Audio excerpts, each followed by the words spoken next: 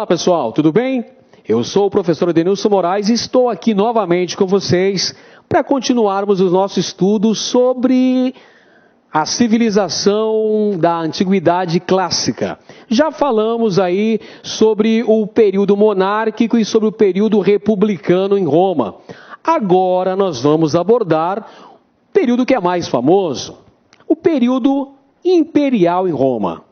Beleza? Vamos então abordar as principais características do Alto Império Romano e do Baixo Império Romano. Então, vem comigo. Temos então o Império Romano, é um período histórico compreendido entre o primeiro século antes de Cristo e o quinto século depois de Cristo. É um período de aproximadamente 500 anos. Vai de 27 antes de Cristo até 476 depois de Cristo. O Império é o período de apogeu, mas também é o período de declínio da civilização romana. O Império, então, assinala, no caso, o Alto Império Romano, período de apogeu, o auge da civilização romana. E o Baixo Império Romano assinala a decadência da civilização romana.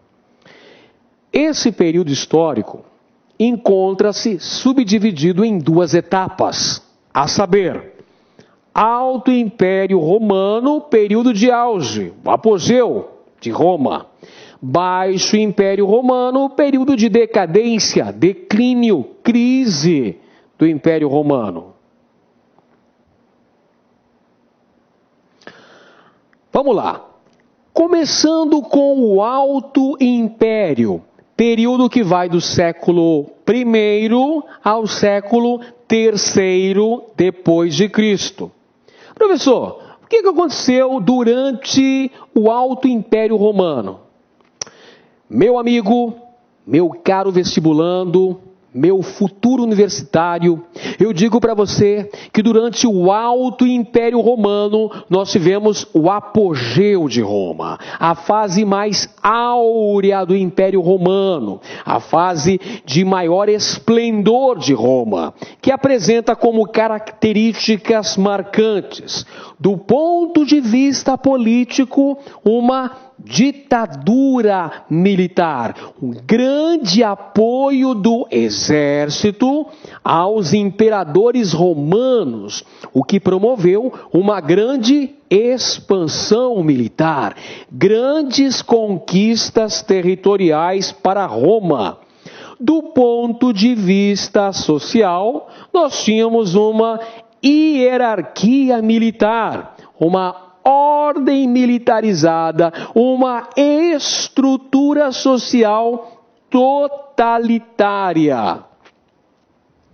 Outra característica importante do Alto Império é a grande expansão territorial, fruto das constantes vitórias militares do exército romano, o que, por sua vez, levou a uma grande expansão do escravismo. Afinal de contas, guerras de conquistas significavam prisioneiros de guerra, que por sua vez geravam aumento do número de escravos. No reinado do primeiro imperador romano, qual foi o primeiro imperador romano mesmo?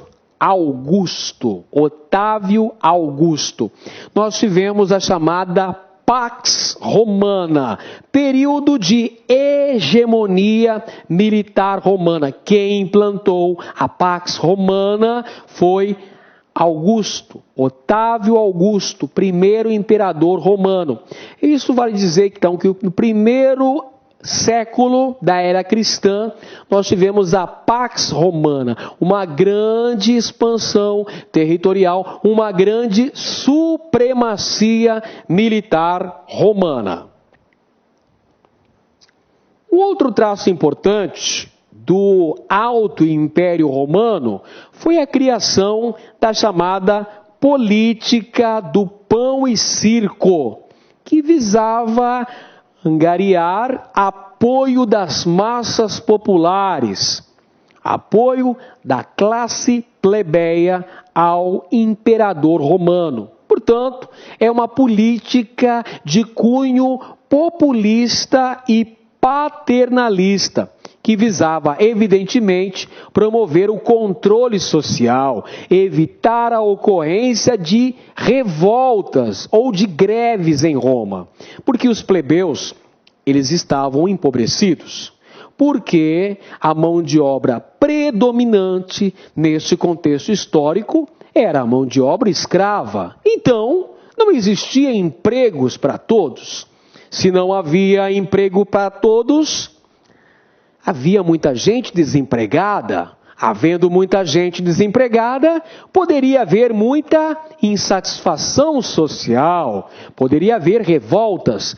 Para coibir essas revoltas, o governo cria a política do pão e circo. Ou seja, vai distribuir alimentos à base de trigo para a população e vai ofertar espetáculos grotescos no Coliseu Romano. Espetáculo de sangue no Coliseu é uma forma ideológica de comprovar a superioridade do povo romano sobre os bárbaros. Afinal, quem eram os gladiadores que morriam pela honra de César e do povo romano?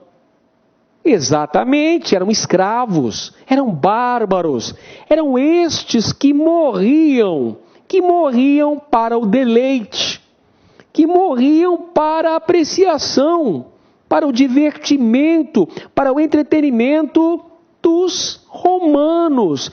Então, veja só, os plebeus que lotavam o Coliseu Romano, que assistiam a esse espetáculo de sangue, que viam o gladiador morrer na arena, sentiam-se superiores a estes. Então, tinha um plano ideológico também nessa política do pão e circo. Não é à toa que os romanos construíram vários anfiteatros, entre eles o Coliseu Romano, para demonstrar a sua superioridade em relação aos povos conquistados, considerados pelos romanos como bárbaros, ou seja, inferiores.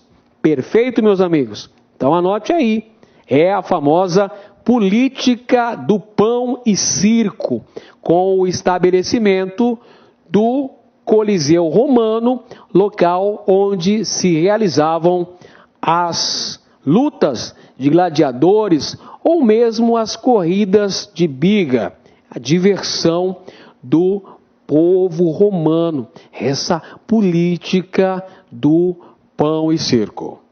Beleza? Então, elas serviam para diminuir a insatisfação social, evitar as revoltas e também para demonstrar uma suposta superioridade dos romanos em relação aos povos conquistados, chamados por estes de bárbaros. Muito bem, então, pessoal, uma outra característica importante do Alto Império Romano foi a formação do cristianismo. O cristianismo que surgiu na Palestina com os seguidores de Jesus, com os apóstolos que levaram as palavras do Mestre, depois, evidentemente, da crucificação deste, para outros pontos do Império. E essa doutrina chegou até mesmo a Roma, a sede do Império Romano. O cristianismo que pregava oposição ao poder divino do imperador. Os cristãos se recusavam a cultuar o imperador como um Deus, porque os cristãos acreditam que só existe um Deus, Criador do céu e da terra. Portanto, os cristãos não aceitavam esse caráter divino do imperador e representavam uma ameaça de subversão à ordem imperial. Uma ameaça à ordem imperial romana. Por essa razão, começam a ser perseguidos, vão sofrer uma violenta perseguição religiosa. Os cristãos começam a ser mortos no Coliseu Romano ou começam a ser crucificados. Os primeiros cristãos são perseguidos. Por essa razão que os primeiros cultos cristãos eram feitos em catacumbas, porque os cristãos sofriam grande perseguição religiosa no Império Romano. Não raras vezes, cristãos eram devorados por feras no Coliseu, ou eram crucificados. Uma violenta perseguição dos cristãos no Império Romano. Só que apesar dessa violenta perseguição, o cristianismo, cada vez mais, conseguia adeptos dentro da população do Império Romano. O cristianismo começa a crescer, começa a ganhar uma grande importância. Muito bem, vamos ver agora o Baixo Império Romano, que é o período que está entre o século III e o século V. Olha o soldadinho romano aqui, está até vendo estrelas. Por quê? Porque essa é a fase do declínio do Império Romano, meus amigos. É a fase do colapso do Império Romano, da crise do Império Romano. Características principais do Baixo Império Romano: anarquia militar. Nós temos uma oposição de forças entre os imperadores desse período e os generais romanos. Há uma quebra da hierarquia de poder. Outra característica é uma fragmentação do exército romano, gente. Um enfraquecimento substancial do poder militar do Império Romano.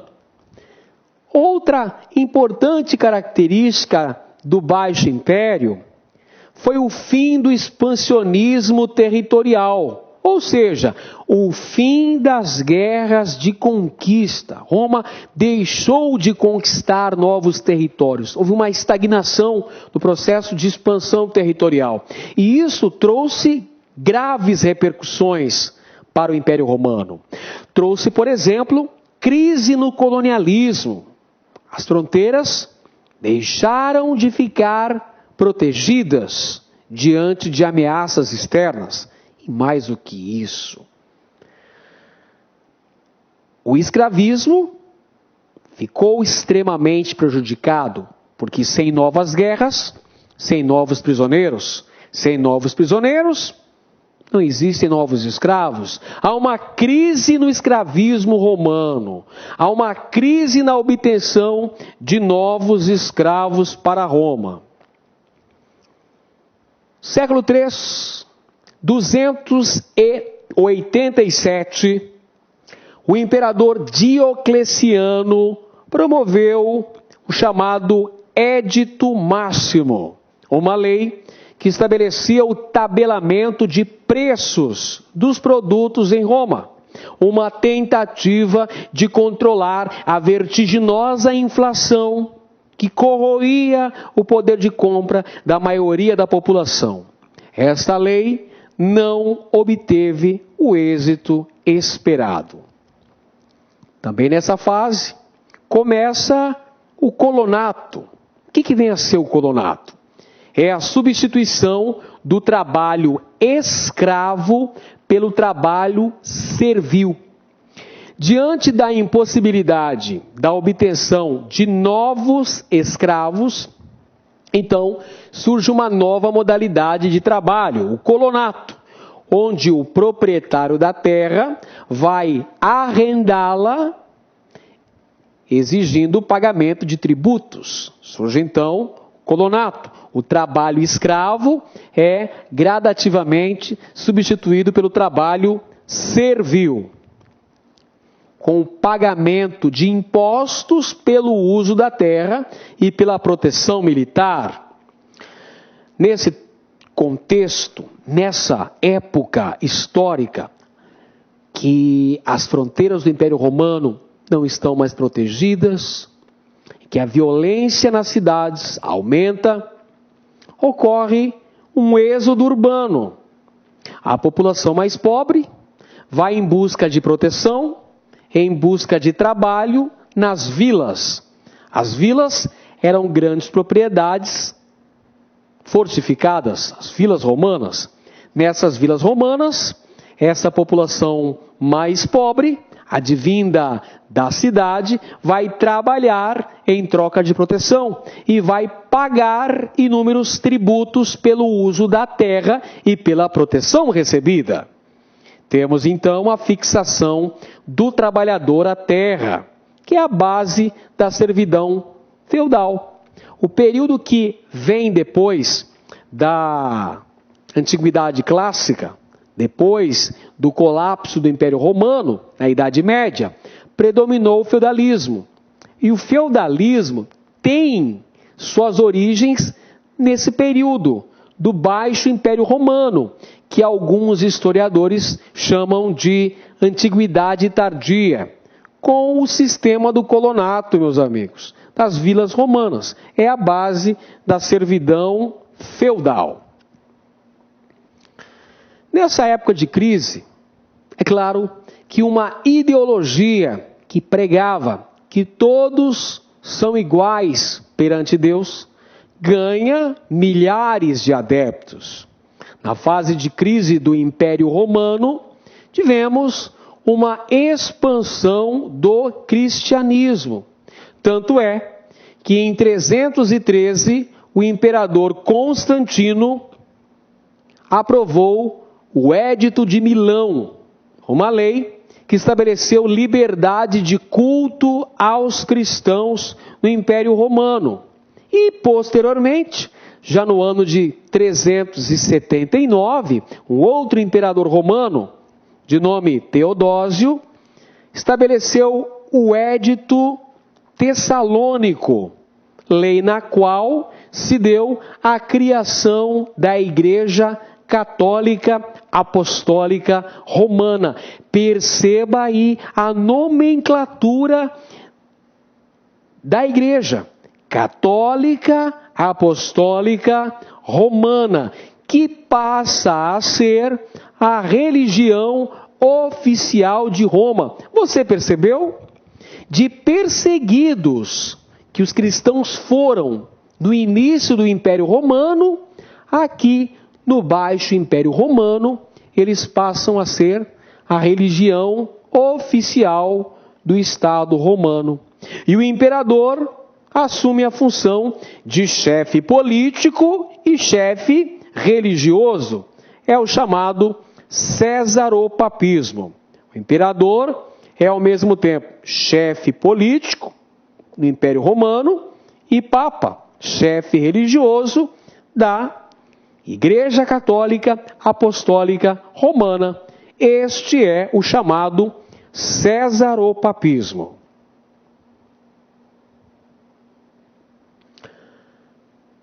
Uma outra característica ainda do período do Baixo Império Romano é o enfraquecimento das fronteiras. Fator que vai levar a essa instabilidade, a essa insegurança nas fronteiras romanas, são as invasões bárbaras. A princípio, os povos bárbaros entram no território romano através de migrações pacíficas, como agricultores, como pastores, ou até mesmo servindo no exército como soldados confederados na fronteira. Então, Roma tenta, sem sucesso, integrar os bárbaros ao exército romano. São os soldados federados à fronteira. Mas já no século IV a.C., nós temos o início das invasões armadas dos bárbaros. Aqui cabe uma explicação. Esse termo aqui, bárbaros, povos bárbaros, é o termo que os romanos, e por extensão também os gregos, utilizavam para denominar os povos estrangeiros. Os povos estrangeiros, ou seja, aqueles que não possuíam a cultura greco-romana, a religião seguida em Roma, o idioma latim, eram chamados de bárbaros e considerados inferiores. Os senhores se lembram que os gladiadores romanos eram bárbaros, eram prisioneiros de guerra, eram escravos. Pois bem, os romanos consideravam esses povos como inferiores. Por isso, a denominação bárbaros. Mas esses povos começam gradativamente a entrar no Império Romano durante o Baixo Império. Inicialmente, os romanos tentam incorporar esses bárbaros como soldados na fronteira. Mas, a partir do século IV, começam as invasões armadas dos vários povos bárbaros que vão entrar no Império Romano.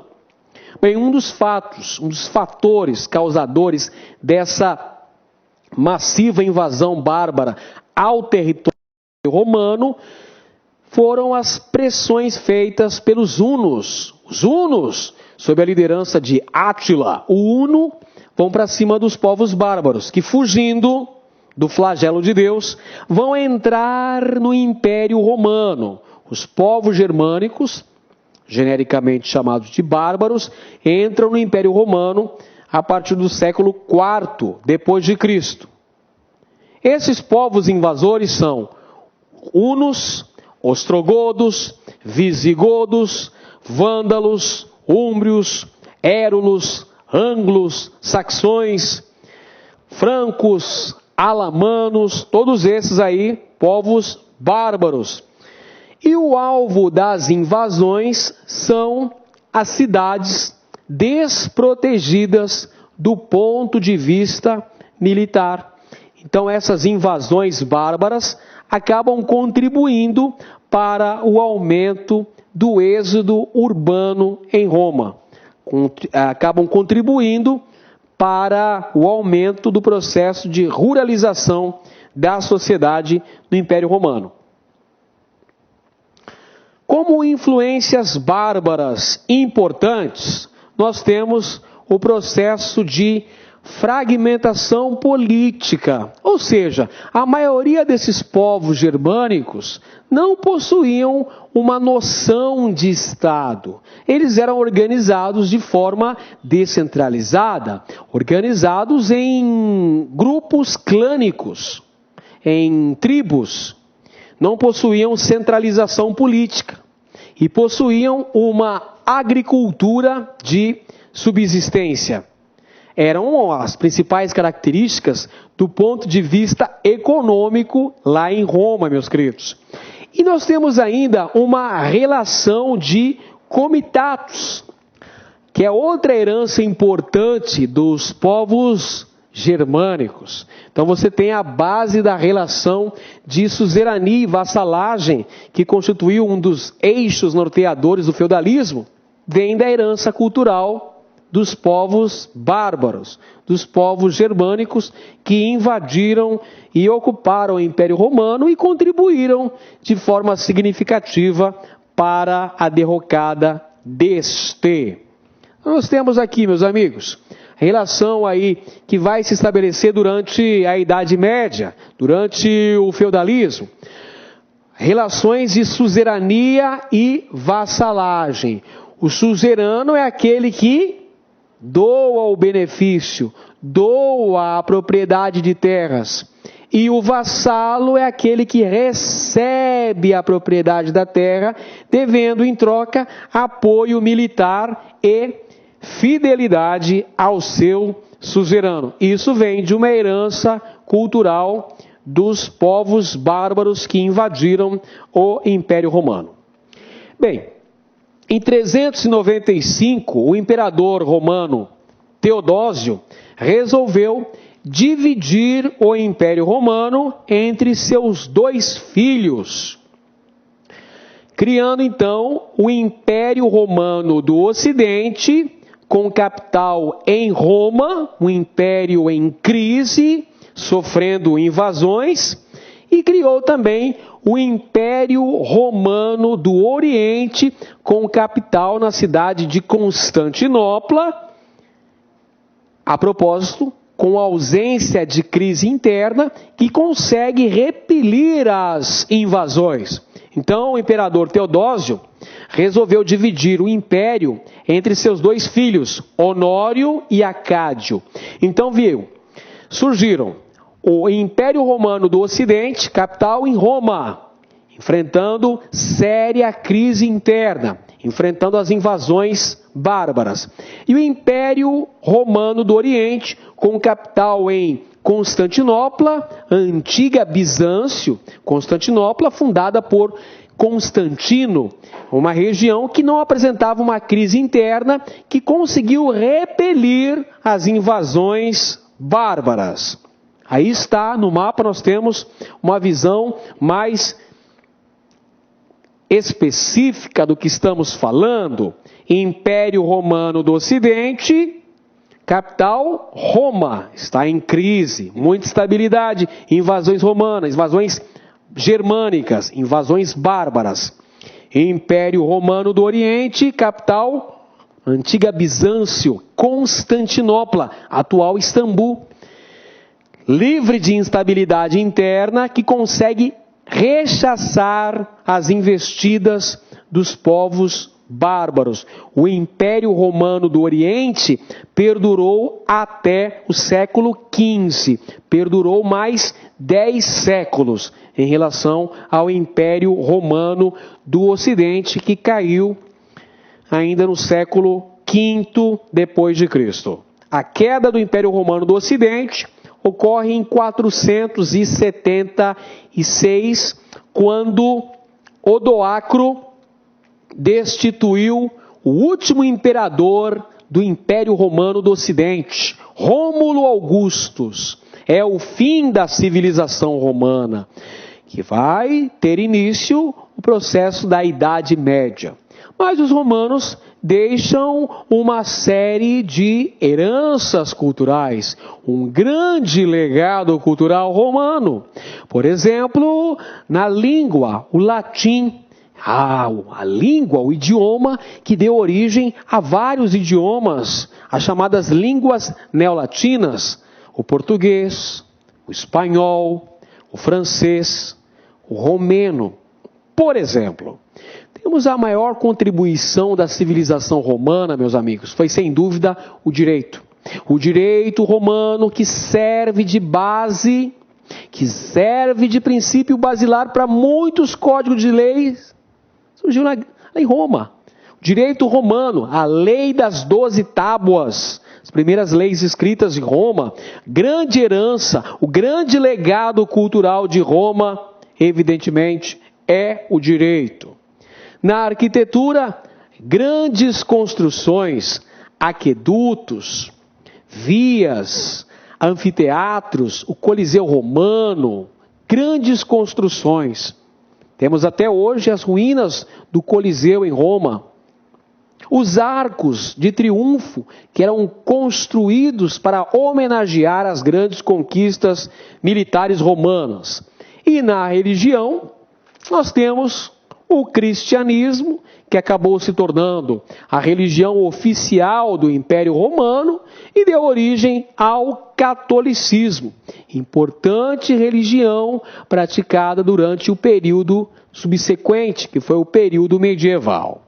Essas são algumas das contribuições importantes.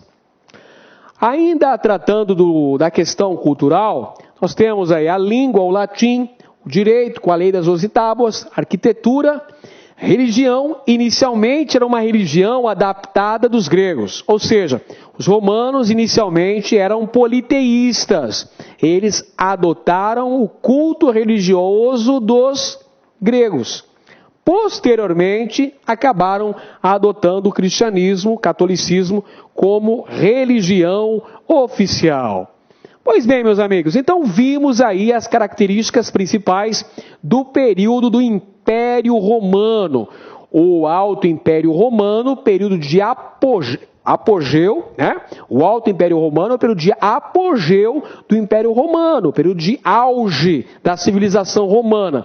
E o Baixo Império Romano, que evidentemente assinalou a crise que levou à desagregação do Império Romano do Ocidente, que caiu em 476 depois de Cristo. Pois bem, era o que tínhamos para hoje. Espero que tenham gostado de nossa aula, tenham aprendido bastante. Façam as atividades, façam as mini questões e continuem estudando com o LAC Cursos. Até mais. E aí, pessoal, gostou da aula de história? Então curta e compartilhe.